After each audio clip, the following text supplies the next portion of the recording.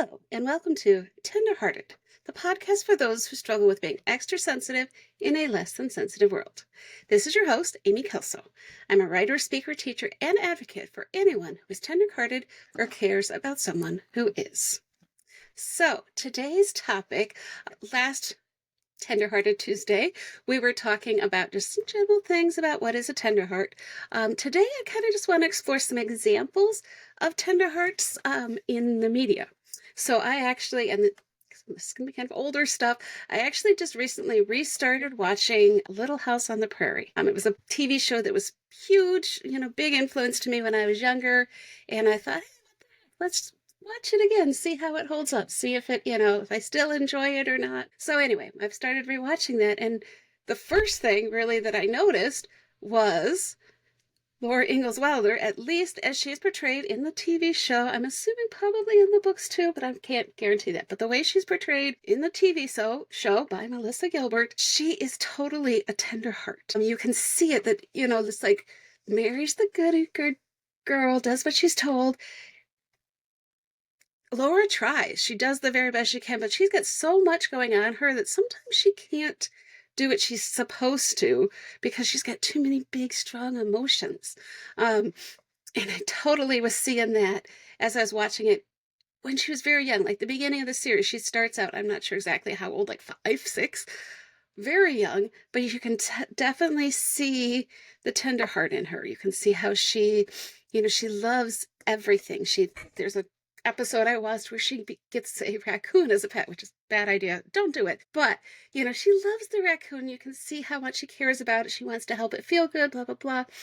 She's caring about the other students in her school. The one thing she doesn't understand is, like, why would anyone be mean? Why would people work against it? Why is that terrible Nellie Olson there being so mean to them? Anyway, just somebody that really caught my eye is, oh yes, this is a great example of a tender heart, and probably has something to do with why I enjoyed the show so much at an early age, because I could relate to it. And then the one thing I was thinking about is one of the things about tender hearts, of course, is they have strong emotions, right? And they tend to go a lot faster and a lot more than other people. It's not that we don't feel happy. We do. We feel extra happy. We feel extra sad. We go, to the depths of the despair. So as I was thinking that, of course, then I thought about another one of my favorite characters growing up was Anne of Green Gables, Anne Shirley, who, if you know me at all, you guys know that I was obsessed with Anne Shirley growing up, to the point when I literally, one time I turned in an assignment for class, and instead of writing my own name on the assignment, I wrote Anne Shirley. I don't even know what my teacher thought of that. But so yeah, definitely related to her quite a bit. The only thing with Anne Shirley is I definitely related to the emotions, the up and down, the, flying high and the depths of despair and all of that. The one thing I didn't relate to is the talking. I am not a talker like that to people I don't know. I love to be able to talk when I feel comfortable, but it definitely takes me a lot longer to warm up than it does for Anne Shirley. But those are just some examples. I figured this would be a good chance to just kind of explore what, who could be a tender heart. The more you kind of see the examples, the more it just kind of like, oh yeah, that makes sense. I see that. And you can learn from them as well as, how that can affect your own life. So those are two of my big examples, ones that definitely influenced my life. And looking back, it's like, oh yeah, well, part of the reason I could relate to them was because they were tender hearts. They had those great emotional ups and downs that, other people don't necessarily feel. And a lot of people that couldn't understand why I would be so upset about something that seems silly to them. But to me, it meant everything. And so I think it's important when you're working with a tender heart to remember that perhaps their priorities are different. Something that really seems like, what's the big deal? So what if that friend didn't talk to you today? Not a big deal, right? But to a tender heart, it can mean everything, because we put a lot of energy and emotion into everything we do. And so when things don't work out, we take it a lot harder. And so it's just kind of important to realize that there's nothing wrong with that. That's okay. That's a good thing. We feel more than others, and the world needs people who feel more than others. That is a good thing. The problem is, of course, the world isn't used to people who feel more than others, and it's not convenient for the world to have people who feel more than others do. That's the big problem. People who don't have a lot of emotions, good or bad, are easy to, string along. Just keep doing what you're doing. Life is fine.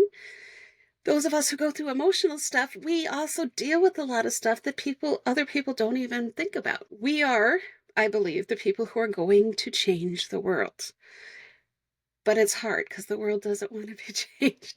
The people who have the power right now have it because they've worked hard. Our society has worked hard to make people believe that sensitivity is a bad thing. Oh, you're too sensitive. You're such a snowflake, blah, blah. And they say all those things, making it sound like a bad thing to care, to feel for people, to want to help. All of those things that are definitely not a bad thing. They're actually very important things that we need to learn.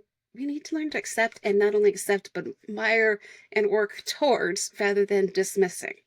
So that's my ramble for today. I mostly just wanted to kind of share my thoughts on these two basically fictional characters that really influenced me because I saw myself. And that, I think, is the most important part about writing and movies and any TV show and any of the above. They say it's important to have representation, and it really is. To see someone that you can relate to and say, yeah, I get it. She feels the same way I do. She understands. She would feel the same way. That is huge. So if you want to be able to help, if you have like a tenderhearted child struggling, for example, see if you can find examples of people, real life or fictional, that have struggled through it as well and how they've been successful.